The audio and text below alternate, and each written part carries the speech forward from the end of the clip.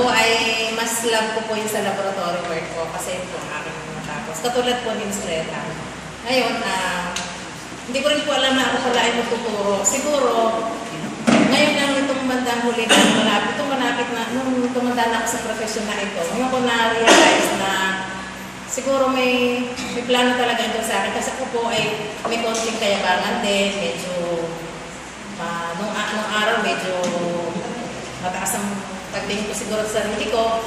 So sabi ni Lord, ikaw ay rebelde at ikaw ay kailangan ikaw maging teacher.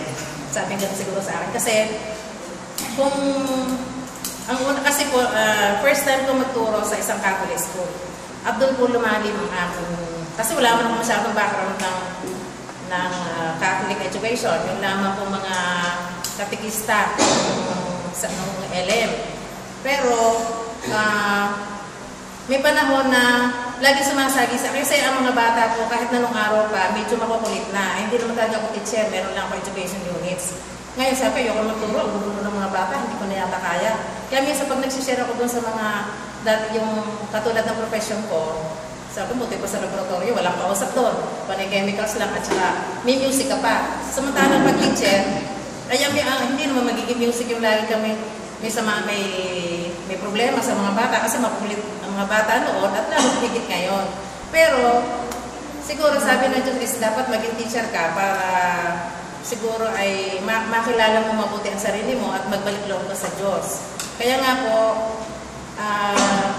maraming pagkakataon, even na siguro 20 years ago or 10 years ago, gusto ko na talaga pong bumigay. Gusto ko po talaga mag-apply sa ibang kumpanya dahil talaga gusto ko po ay nasa laboratorio ako po nag-iisa nagtatrabaho.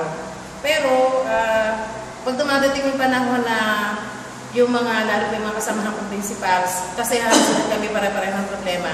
Parang pagka kami nagre-recollection din at nagre-retreat, doon sumasagi ang tag dito, yung encouragement na lalo kami magtuloy.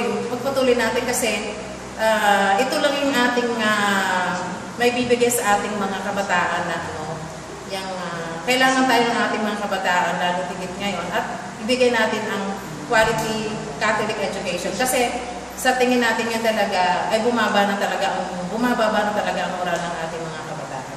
Kaya masasabi ko na itong malapit na po ako mag-retire, 3 taon na lang po. So sabi ko siguro talaga ang Diyos may plano sa lahat ng bagay. Kaya nga po sabi ko ay siguro nga sana kahit paano ay madagdagan pa ang buhay ko at maabot ko yung aking retirement at para naman meron kami pinag-usapan ng Ms. Celentino na ano yung legacy bilang isang teacher sa Catholic school, ano yung legacy natin may iwan sa ating mga bata at ano yung legacy may iwan natin sa ating eskwela. So yun lang po. Thank you po.